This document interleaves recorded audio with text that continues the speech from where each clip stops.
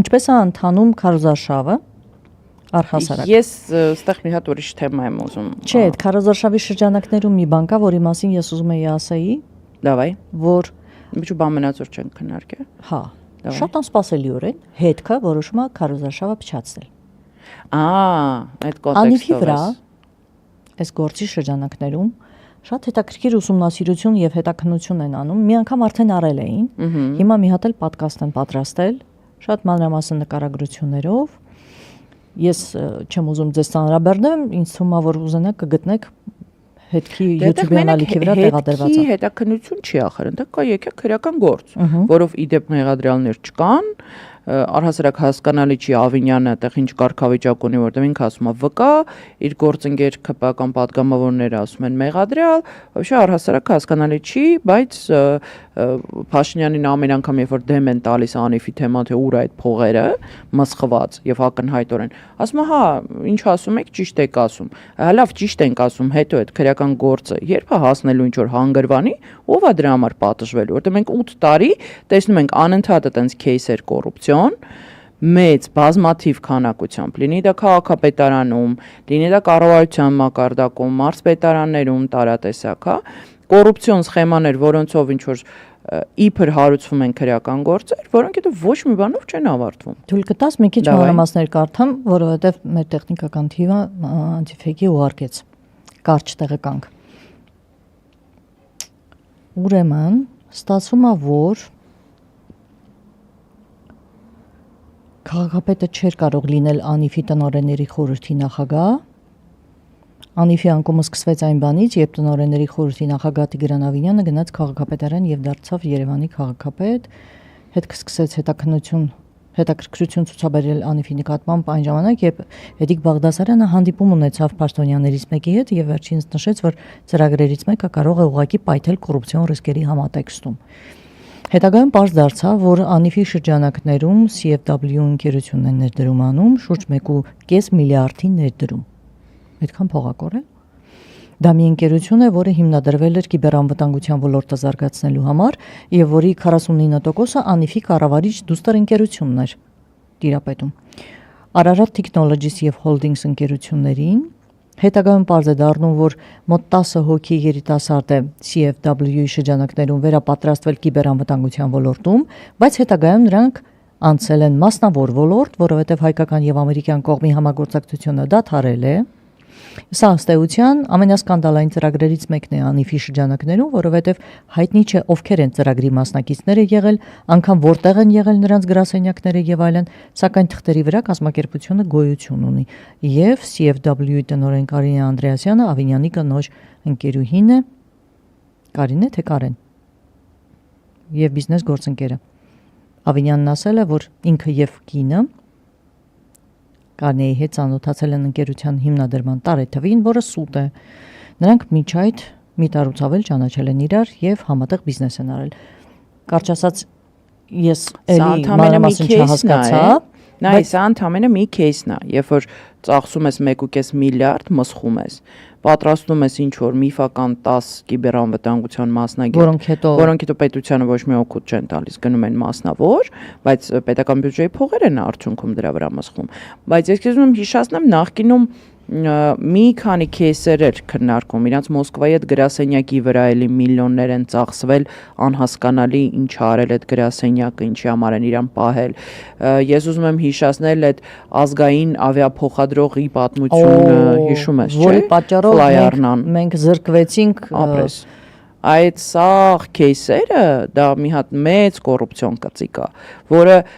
ես քեզ ասեմ հələ պարզ չի ինչով կավարտվեն քրեական գործեր, որոնք հարուցվել են կոവിഡ്ով պայմանավորված, նույն Ավինյանը այդ ժամանակ բարետ էր իր եւ Արսեն Թորոսյանի վերաբերյալ։ Այսինքն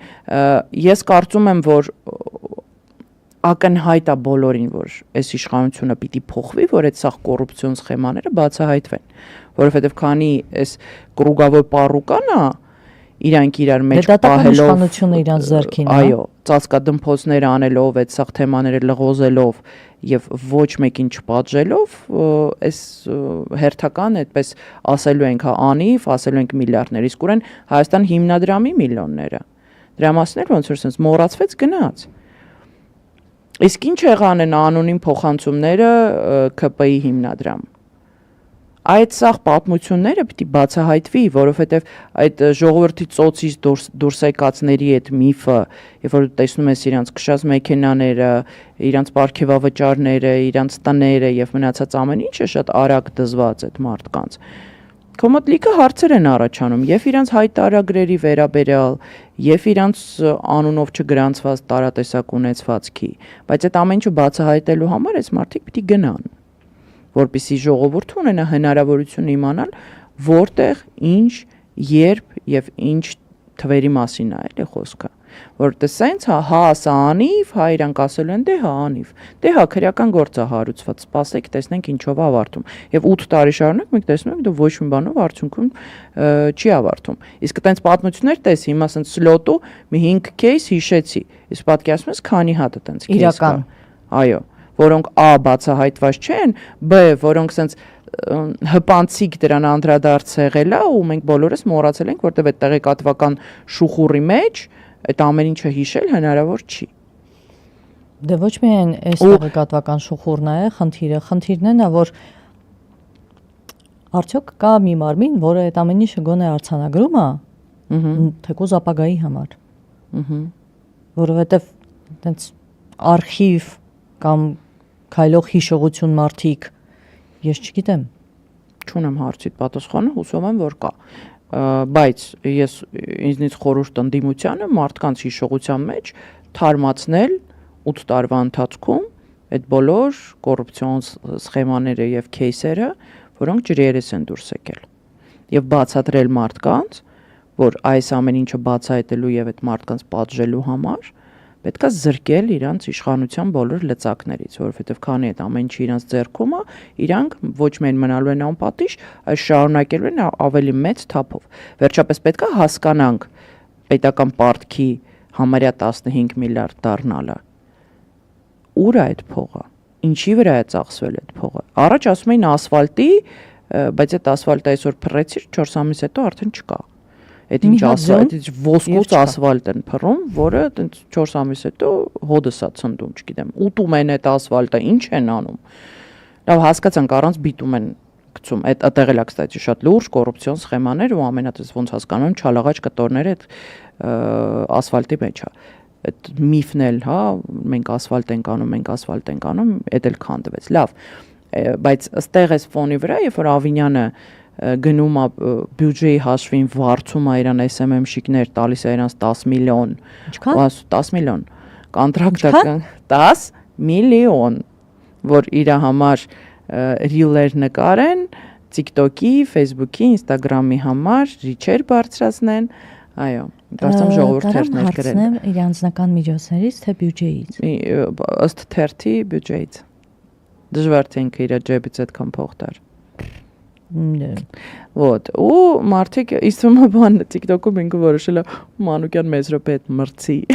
որտեղ ամենահայտնի ավականին TikTok-ում всё-таки մեծ րոպներ է ռիչերով։ Հասկացել է, որ իրան վտանգ է, հա։ Մի խոսքով ես այդ կոնտեքստը ես որ կարդացի հիշեցի, որ Փաշինյան Նիկոլն էլ էր վարձել այտենց թիմ, որը այնտեղ բամը 6 միլիոնի մասին էր խոսքը։ Վարձել էին էլի SMM-շիկների, այո, ռիլեր նկարող թիմեր, տարատեսակ, ես հիշում եմ ԿՊ-ական ավականու հետ կոնտրակտ էր կնքել էլի քաղաքապետարանը, ոչ թե քաղաքապետարանը, այլ ՀՄԿ-ը, ԿՊ-ի ավականու հետ կնքել էր կոնտրակտ 80 միլիոնով, որ մատակարարի ծապտվող մարդկանց։ Շատ խնդալու է։ Ուրեմն ծապտվող մարդիկ, որոնք եթերում, տենց որ նստած են զալում ու ծապ են տալիս, այդ վճարում են այդ մարդկանց դրա համար 80 միլիոնանոց կոնտրակտ է դեղը։ Չգիտեմ ինչքանն է հասնում արդյունքում այդ մարդկանց, բայց եթե դուք այդ production-ի ոնց որ ծապտվող մարդկանցից եք, իմացեք, եթե դուք չեք ստացել մեծ գումարներ, իրեն գնացել են որտեղից պիտի ուզեք։ Իրեն գնացել են ԿՊ-ական ավականու 80 միլիոն դրամ ծապտվող մարդկանց հմեկում։ Այսինքն սա կոռուպցիա չի, հարց։ բա ինչ է եթե սա կոռուպցիա չի։ Ու պատկերացնում ես ինչքան է sense кейսեր կան, որոնք փոքր գումարներ չեն։ Դե լսի, ես հենց վերջերս, երբ էր 10 օր առաջ էր, 2 շաբաթ առաջ էր, երբ որ Վիոլե ջրի հետ կռիվղալ-մաղալ էր ջուրը կտրելու, մեկ էլ պարզեց, որ չէ ջուր կա։ Ես հիշում եմ, մարդիկ կատակ էին ասում, այդ նախընտրական ջրի բակ են պահում կառավարության շենքում։ Որտեղից է ջուրը հայտնվեց, եթե մինչև հիմա չկար։ Կամ որ ասում թոշակ չկա, փող չկա։ 1000 դրամով չեն կարող ասենք, այդ որտեղից առաջացավ այդ փողը։ Թոշակների թեման էլ ես կարծում եմ, որ քանի որ հասկանում եմ, որ մեծ սերունդը այդքան մեծ մեդիագրագետ չի հասկանում, որ դա բյուջեի մեջ նախապես ֆիքսված չի եղել այդ բարձրացումը եւ դրանով էր պայմանավորված, որ ինքը ազգային ժողովում կանգնած գորգռում էր ուր պետք է ծախսեն այդ 10000 դրամը, երբ որ ինքը հասկացավ, որ շատ կտրուկ բացասական ռեակցիա է դա առաջացնում, ինքը կորցնում է իր էլեկտորատի մածկալի հատված։ Այո, դեռ այն ժամանակ ասացի, ասիկա տեսնեք ժողովուրդ ընտրություններից առաջ ինքը դա անելու է, բարձրացնելու է թոշակը, բայց բյուջեում նախատեսված չէ այդ գումարը։ Այսինքն ինչից պիտի կտրեն, որ այն գումարները, որոնց մասին մենք նոր խոսում էինք, հավաքագրվում եւ պահվում են ինչ որտեղ X պահին։ Ես կարծում եմ, որ դա էլի կամ լինելու է հերթական վարկի, հերթական պարտք վերցնելու հաշվին, կամ լինելու է ժամանակավոր սիտուատիվ եւ ընտրություններից հետո վերջանա։ Ինչպես օրինակ ես ապահովագրությունը առողջապահական, որ ավարտվելու է, որովհետեւ չի դիմանա ավելի քան հունիս։ Այո։ Այսինքն բոլորը միջին տարիք կամ երիտասարդները հասկանում են այդ իրավիճակը, որտեղ եթե դա բյուջեով նախատեսված չի այդ բարձրացումը, ուրեմն ինչ որ տեղի կամ ինչ որ բանից պետքա կտրեն, էլի մեր գրպանի մեջ մտնեն, էլի մեր հաշվին դա անեն, էլի քաղաքացիների հաշվին, հա, չգիտեմ, տուգանքներ ավելացնեն, որ կարողանան լցնեն բյուջեն, հարկեր բարձրացնեն, որ կարողանան լցնեն այդ բյուջեն, կամ գնան էլի հերթական պարտք վերցնեն, որը մնալու է էլի մեր վզով, հա, որովհետև չկա այդ փողը, բայց խոստումը տրվել է եւ բարձրացումը իրականացնելու է, դա մեծ խումբ է։ Թոշակառուները հասկանում ես հասարակության մեծ սեգմենտ է եւ եթե իրանց խոստացել են կամ դա անելու են մի քանի ամսով միջև փողը վերջանա հետո ասեն կներեք մենք էլի հասկացանք որ դուք չգիտեք որտեղ եք ծախսում դրա համար հետ ենք վերցնում ձեզնից ձեր 10000 դրամները կամ ես չգիտեմ իրանք շարունակաբար այդ մարդկանց վճարելու են 10000-ներ, բայց ուրիշ ինչ որ տեղից, ուրիշ ինչ որ բանով 3 անգամ ավել այդ մարդկանցից քերեն ու տանեն։ Իրանցից էլ մեզնից էլ մեծ հաշվով։